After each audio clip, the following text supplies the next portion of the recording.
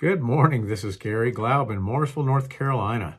Today we're going to cover Revelation chapter 13, verses 1 through 4, and this one's called The Antichrist, Part 1. We now have read about 2/3 of the judgments and are now beginning to fill in details concerning the cast of characters. First, John introduced us to the remnant, 144,000 Jewish evangelists who spread the gospel to those on the earth during the tribulation. We also have now heard about the woman, the child, and the dragon in Revelation 11.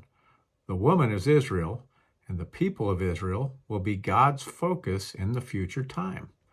Of course, the child is Jesus, and he is the one opening the scrolls in heaven. Next, the dragon is Satan. He has been planning this war to end all wars for many years, and in pride thinks he has a chance to win. He desperately wants to be a copy of God, and although Satan has God-given power, it is not without limit, but he attempts to copy God in many facets. We can first look at how Satan attempts to copy the triune nature of God, of Father, Son, and Holy Spirit. In the tribulation, we will see Satan, the Antichrist, and the false prophet. The Antichrist will be the political leader, while the false prophet will be the spiritual leader. There are different schools of thought on whether or not Satan will live inside the Antichrist or simply influence his every move. To indwell the Antichrist would be more than satanic possession. The Gospels of Luke and John both tell us that Satan entered into Judas. To me, that sounds like satanic possession, but Jesus walked the earth as a man, and though Satan has been walking the earth longer than anyone, he certainly has possessed people demonically along the way. Judas Iscariot, Nero, Stalin, Lenin, Hitler, and many others could be likely candidates. But as Jesus came to earth and God walked as a man upon this earth, we know Satan would love to copy Jesus in that regard. Still, though, I don't know if that is possible.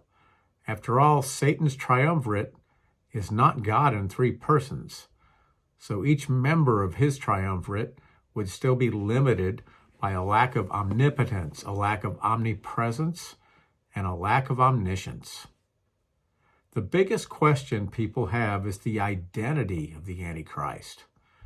One of the pastors on my trip to Israel identified the head of the European Union at that time as the Antichrist.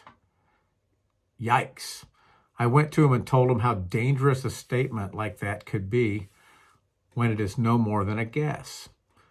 The Apostle John tells us about the spirit of Antichrist. There are many people throughout history with the spirit of Antichrist, being against Jesus and the ways of Jesus. But to name a person and tie them to that role and position is quite another step. The Bible also teaches that one false prophecy that we utter will make us a false prophet. Daniel 9, verse 27, gives us the best way of identifying the Antichrist, telling us that he will sign a 7-year peace treaty. That verse does not specify the parties of that peace treaty. Instead, it states that it will be with many. The assumption that many of us make is that it will involve the hotbed of tension, the Middle East, and will involve Israel and the Arab nations. But again, that's just a guess. Many people also ask if the Antichrist is alive today. If Satan has the power to resurrect dead bodies, though I don't think he does, this would not be necessary. But otherwise, because Satan does not know the time of the rapture or God's timing for his judgments, then Satan would have to keep someone waiting in the wings, ready to step in at any moment, depending on God's timing. For example, what if the person Satan was preparing was 7 years old when it was time? The way I see this, Satan likely would have different people of various ages ready at all times. And likely, this would have been the case ever since 1948 when the Jews returned to Israel. Okay, let's read our short passage today. Revelation chapter 13, verses 1 through 4 says this: Then I stood on the sand of the sea, and I saw a beast rising up out of the sea, having 7 heads and 10 horns, and on his horns 10 crowns, and on his heads a blasphemous name.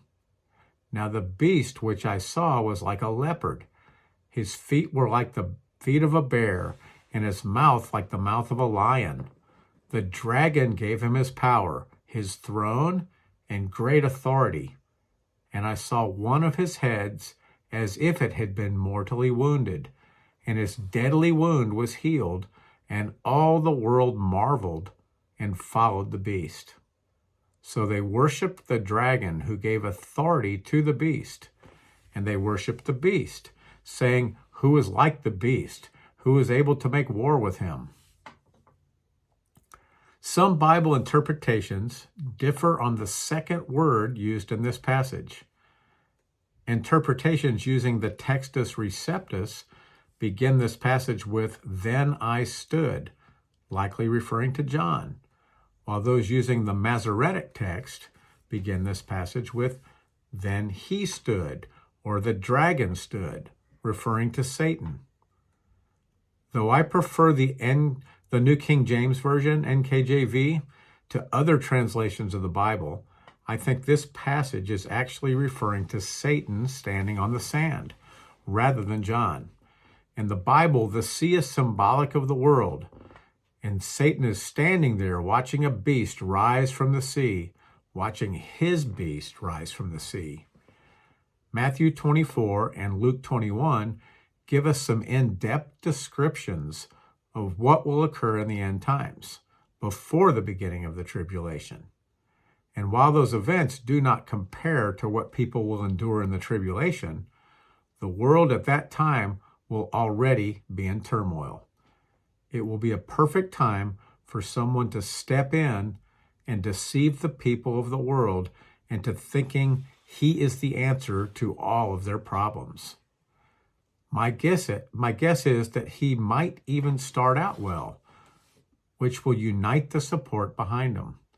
But somewhere along the way, this world ruler will turn from being a problem solver to a problem maker, and will be the world's most despotic dictator throughout history.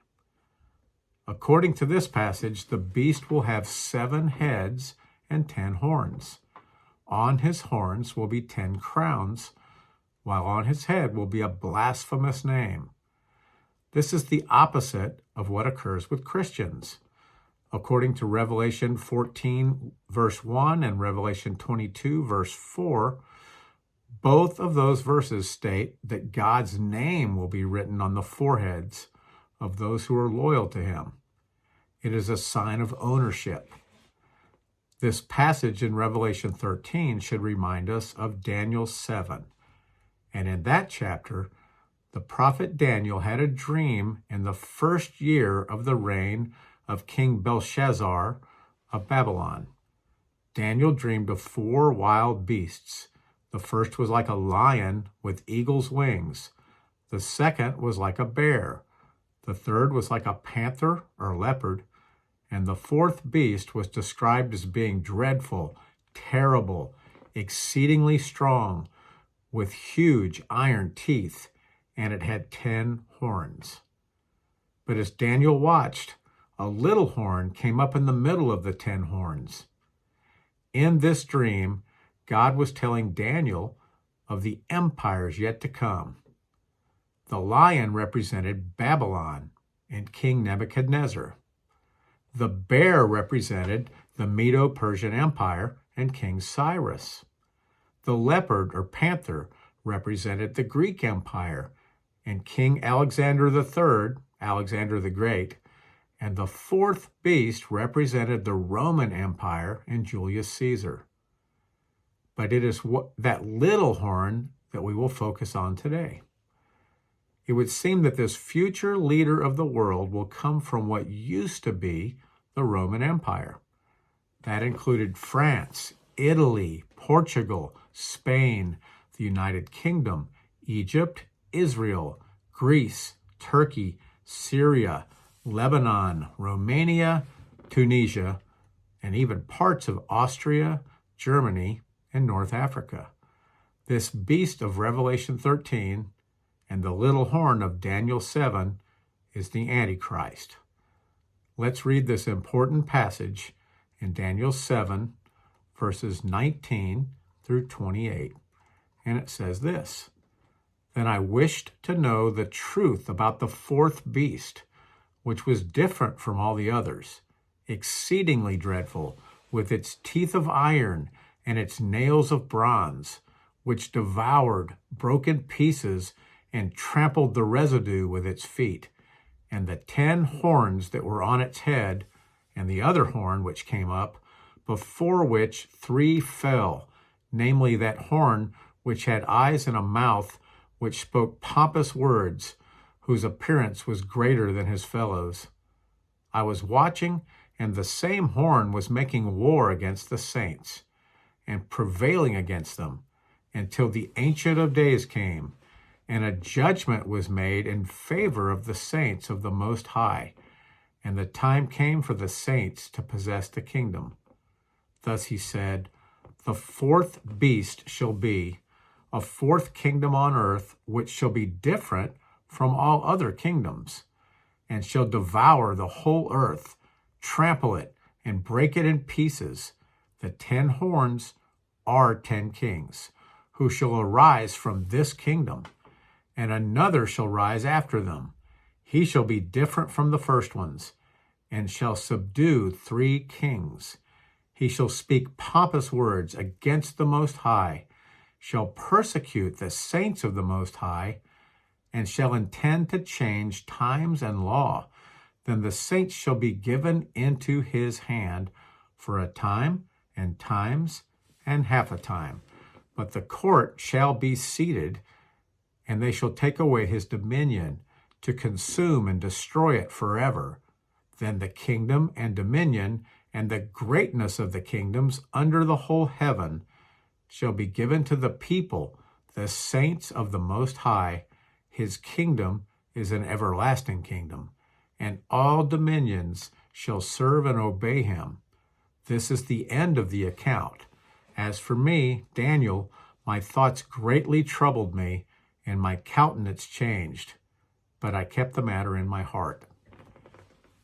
It is interesting that all of these world empires, the first 3 were conquered, but the fourth empire, the Roman Empire, just collapsed, and its philosophies still exist today in many ways. That includes ethics, personal conduct, and the legal system. In some ways, we may look at the Roman Empire as dormant, especially knowing that the Bible identifies a leader that will come from this empire, who will be separate from the original empire. Certainly, since the days of the Roman Empire, many have attempted to rule the world. Hitler comes to mind to top the list, but no one has accomplished this since the population of the world has extended to all continents, all accessible by communication and transportation. We should not have any difficulty seeing that the little horn of Daniel is the same man as the beast of Revelation. He will begin his world domination with 10 kings below him, but will subdue 3 of those kings. Subdue also means to humble or put down, and it could mean that he puts them down as a veterinarian might do to a sick animal. He is presented by both Daniel in these verses and John in Revelation as a world dictator. It sounds like he will write all of his own rules, but the rest of verse 25 leads me to think it also will have more to do with his mission against God, against Christ, against Christians. After all, he is the Antichrist, which means against Christ. That is apparent in this verse. He shall speak pompous words against the Most High, shall persecute the saints of the Most High, and shall intend to change times and law. Then the saints shall be given into his hand for a time and times and half a time. The Antichrist will blaspheme God and also will persecute the followers of the Most High God, the saints. All believers are saints, according to 1 Corinthians 1, verse 2, and many other Bible verses. To me, it is highly likely that the church will be in heaven at this time, but that does not mean there are not Christians on earth. God's plan of redemption continues, though the Holy Spirit will no longer be restraining the evil and violence of Satan on the earth. Picture Satan as a man released from our court system, and no matter what he does, no one will arrest him or try to stop him. Sounds like New York City today, doesn't it? It's difficult to explain this. We can get swallowed up in questioning why God would allow Satan to persecute the saints, to kill the saints. What could God's purpose be? I can't answer that, but I can at least give my own explanation. First of all, when we belong to God and follow Jesus, our physical lives just are not as important as we think they are. We have eternal life, and even now are seated in the heavenlies. God, outside of time, sees our presence there now. At this point in the Great Tribulation, the end is in sight. Most theologians believe that tribulation saints, the Christians martyred in the tribulation, will populate the earth in the millennium. I have not really looked closely into that, but it does sound like the church saints will reign with Jesus in the millennium as kings and priests. We can see that in Revelation 20, verse 6, and Isaiah 65, verse 25. But honestly, does it matter? God will place us where he wants us to be. The term for a time and times and half a time, once again, ensures that we know this is about the Great Tribulation. But giving Satan the freedom to do what he wants will remove any excuse that he could make when he loses. Remember how Satan kept trying to change the terms of the agreement with God concerning Job? When God ends this and punishes Satan, Satan will have no valid excuse or blame to cast. So with that background from Daniel, let's revisit our first passage in Revelation 13. And it says, the dragon gave him his power, his throne, and great authority. And I saw one of his heads as if it had been mortally wounded, and his deadly wound was healed. And all the world marveled and followed the beast. So they worshiped the dragon who gave authority to the beast, and they worshiped the beast, saying, who is like the beast? Who is able to make war with him? The devil will give power to the Antichrist. The devil will give the Antichrist a throne where he rules and reigns over the earth. The devil will give the Antichrist authority over all. The beginning of this passage tells us that the Antichrist will have 7 heads. One of those heads will be mortally wounded, but the deadly wound will be healed. All we can do is guess what this means. Many theologians believe that this tells us that the Antichrist will appear to be mortally wounded, likely a head wound, and will recover. If that is the case, also note that Satan does not have the power to resurrect the dead. Only Jesus does. So it would be a healing rather than a resurrection. The passage does not say it is a mortal wound, but it appears to be a mortal wound. But there are many other students of the Bible who think that this has absolutely nothing to do with a physical wound. Instead, they point to Revelation 17, which speaks more about the 7 heads. Revelation chapter 17, verses 9 through 11 says this. Here is the mind which has wisdom. The 7 heads are 7 mountains on which the woman sits. There are also 7 kings. 5 have fallen, 1 is, and the other has not yet come. And when he comes, he must continue a short time. The beast that was and is not is himself also the 8th, and is of the 7, and is going to perdition. The other school of thought points to the 7 mountains being the 7 hills of Rome, with a king upon each mountain. And this other camp believes this verse is not pointing to the physical head wound of a man, but instead is pointing to the healing and restoration of the old Roman Empire. Ancient Rome was built upon Palatine Hill, Aventine Hill, Capitoline Hill, Quirinal Hill, Viminal Hill, Esquiline Hill, and Caelian Hill. The woman in Revelation 17, according to this interpretation, appears to be Rome, and many associate this woman with the Catholic Church. I'm not going to even wager a guess, but again, people alive at the time of these prophecies being fulfilled will completely understand. One world currency, likely a one world religion worshiping the world leader, and even a mark that each person must have in order to buy or sell. And that would also include food in the midst of a worldwide famine. It will take strength to turn that down. Think of Jesus in the wilderness, who had fasted for 40 days, and Satan enticed Jesus to turn the stones into bread. Jesus was hungry, a need of the flesh and of the earthly body, but the spirit was strong. It will be a time like no other. We will get to know this character as we continue Revelation 13 tomorrow.